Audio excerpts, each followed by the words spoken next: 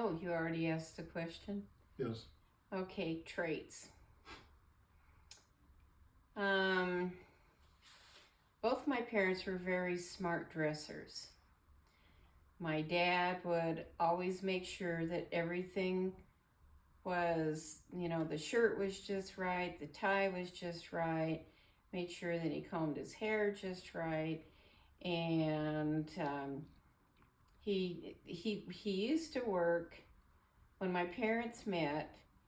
He was one of the oh gosh, clerks, I think in ZCMI, I'm not sure, but he was in the women's department, and so he was selling women's clothing. Why they put a man in there, I don't know. But my dad was always very complimentary of people. He was always positive, and he was like my best friend. When the Dodgers finally moved to California, he was so excited. He followed them. He grew up in Salt Lake, but he followed the Dodgers. And every Saturday that after the Dodgers came, that we were able to, he would take me to baseball games. So I got my love of baseball from my dad. But my mom was a little bit different. She didn't want anybody to have any clothes like her. She would buy her clothes at specialty shops, or she made them. She was a beautiful seamstress. And she would make her clothes, and I can still go into a store and see a pair of shoes and say, that looks like a Beth Johnston pair of shoes. And she used to always say, buy the shoes first and then accessorize. So buy the outfit afterwards. And I remember her fingernails. Her fingernails were beautiful, and she always had manicures, and took care of herself. She was good to us.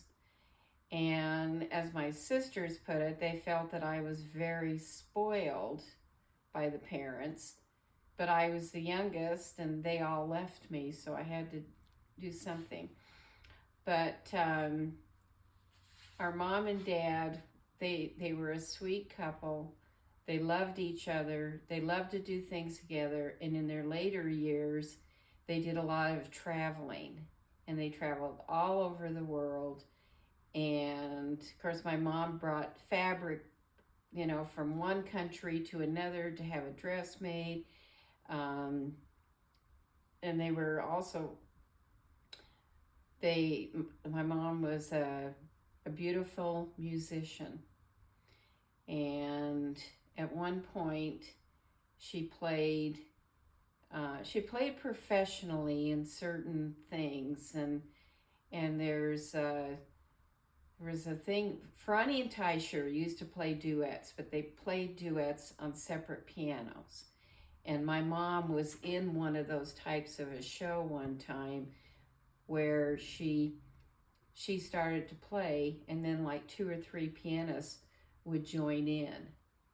And so she was a professional, I would say, in everything she did in her life. And she made us beautiful clothes, made all my formals. I never had to go buy a formal. She made all of them. Is there more to that question? Oh, that was great. How would you, Bob? I don't know. Did I say how strong they were in the church? Mm-hmm.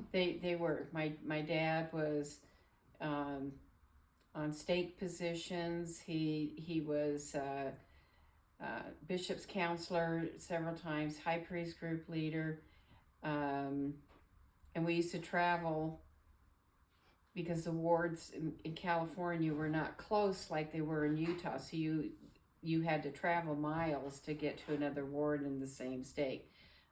My mom, being a musician, she was the stake organist, the ward organist, the music chairman for the stake, and she would bring in people, to soloists and others, that to make the meetings just right with the music. Okay, now I'm finished.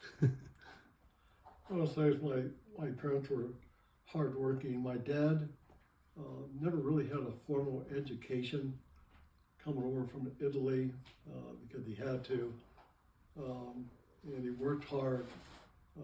And the only time my dad really ever got mad at me is when I changed one grade in junior high school. And all he told me was, "Don't ever do it again." And I never did because I knew what would happen. My dad was kind of a big man with big hands, but gentle. Never hit me, never really got upset with me except for one time. Got one chance to see me play baseball at University of California, and that was a thrill for me because that was the only time. He really didn't have the skills that you needed, but he worked at a spaghetti factory. He made spaghetti, and he worked hard, long hours. But he was a gentle guy. He used to do a lot of things with my dad, going to the gas station, going to the dump yards, just even going to a grocery store. I always was hanging around my dad. So I had a lot of respect for my dad. My mother was a little different, stricter. You know, she didn't put up with any guff for me. But I must say, I never had to worry about food on the table. I always made sure I had my clothes brand new every year. And going back to my dad, I always made sure I had a brand new 26-inch Schwinn bicycle every year. So that was something. But my mother was a little stricter, more the strong part of the family. They weren't religious. They weren't members of the church. Weren't practicing Catholics. My dad did go to Mass, Christmas Mass every year. 12 o'clock's the only thing. He did believe in God. I'm sure my mother did too. But it was not like Elaine's parents. They were close. My parents were a little bit distant. But my mother would get mad at me a lot for different things. Didn't like to have jokes played on her, I can tell you that. But I never had to worry about clothes on my back or food or anything else. So I give her a lot of credit for that. But my parents still were good parents. They worked hard for what they did. My mother was I guess you would call her a packer in the spaghetti factory, and always had plenty of food on the table, especially on Saturday nights. It was always a big meal and stuff. But I still love my parents. But my dad was easier going, and my mother was a little hard-nosed. So that's basically it. What are some hobbies you've had over the years? I like to read. Over the years, I've gotten into certain classes. I took what was it? Not a pottery class. Well, I guess it was a pottery class. Yeah. Took a pottery class. We just didn't use the wheel. And so I made mugs one year for all the secretaries at the school. I was the head secretary, and so I always on Secretary's Day would give them each a gift, and it was usually they could tell what class I was taking because I made one for everyone, but the ones that they said they liked the most was the personalized cups. So I took that class, and then I loved walking. I still do, because I could think things through. And after Brent passed away, I walked a lot. And then I would come back home, and I would have the whole agenda for, the week or the day, because it was a peaceful, quiet time. And I used to walk at 4 o'clock in the morning. And there weren't many cars on the street, and so that was really a big hobby. And I'm trying to think of other things that I have done. I know when we don't have this, I'll think of 25 different things. But reading is my one peaceful thing of a hobby. Nowadays, it's watching Blue Bloods on TV. It's my hobby. Can't miss it. 3 channels all day. Another, I don't know if you would call it a hobby, but getting, oh gosh, how do I want to put this? Love the grandkids. And just doing things with them was always a hobby. We used to take care of Alyssa and Braden, and that was a good hobby for me. I would drive down to the desert, and I'd stay there a couple of days, and I would play with them. And Jill says that, oh, I'm so happy you play with them. Didn't get in the pool with them when it was real hot, but just in playing games. I love playing games. And then Sophie and BK, when they were in the desert, I would, Tracy or Kevin or both of them would call and say, we need your help. And we were there in 2 hours and just enjoyed the kids. And now, and same thing with Emily. Jamie had to remind me one time that I wasn't Emily's mother. So that would be my real hobbies. I don't know if I really want to call it a hobby, but always interested in true things, true stories about athletes. I mean, that was that's with sports. I always wanted to, Willie Mays story, Mickey Mantle story. I always want to know the background of these individuals. The hobby I had really was sports, and I used to like to make model cars, model airplanes. And I would just sit there for hours. I would paint them and really make sure that they worked, the wheels turned and everything. And I can remember as far as being a hobby, when we would go down to the desert with Kevin, with Sophie and BK, that Sophie would always grab my hand right away. I didn't have a chance to talk with the adults. It was always go in the back room and color. That's all we did. And she was, just a young girl, 2 or 3, 4 years old. And that's what we would do for almost the whole day. But really, my hobbies were, doing things with model cars and stuff. I did like to do some woodwork out of balsa wood, figures and stuff. I did that in high school. Also making clay objects. Also had an auto shop that I made a couple of hammers with. So I did that, but my hobby was sports, cars, and just reading true stories about athletes. I wanted to know more about them. I also wanted to know more about one of the apostles, Paul H. Dunn.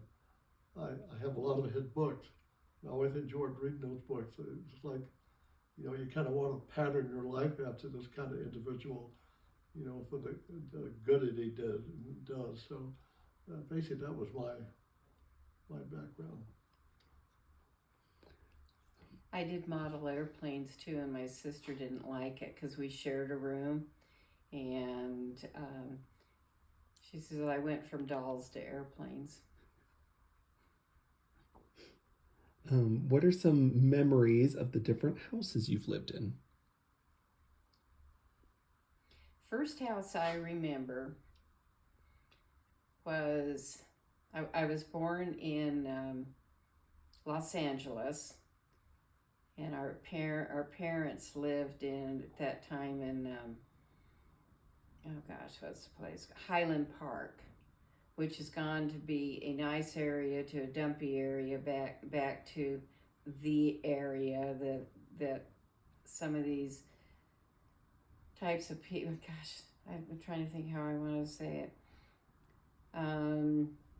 The ones that are in, they're now refurbishing these homes in Highland Park. It's by Pasadena. And so we moved to Panorama City in the San Fernando Valley. It was known as the heart of the valley. and I was, I think, 2.5 years old.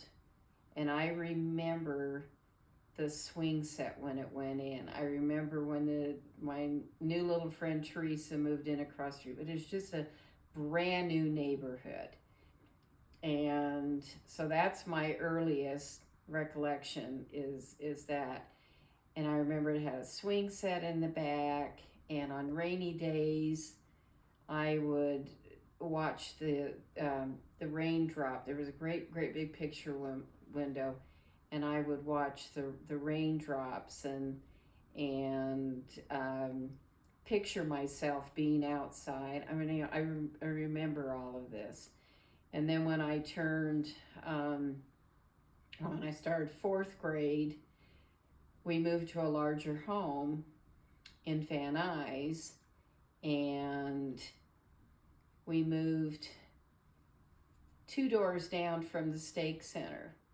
And the stake center was at that time the largest stake center in the entire church.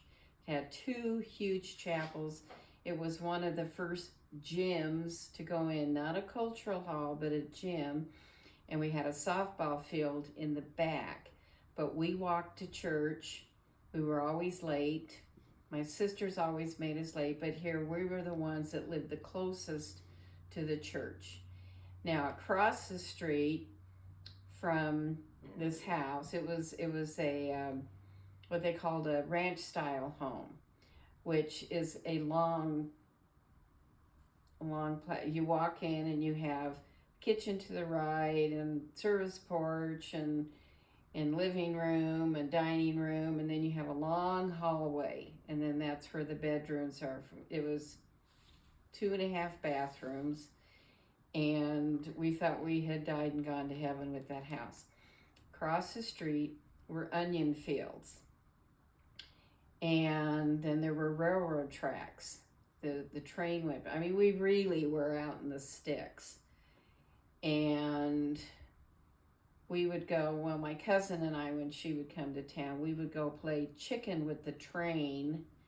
These little girls up on the train tracks, how close can it get before we jump off? And then there was a swamp, and we used to swim in the swamp.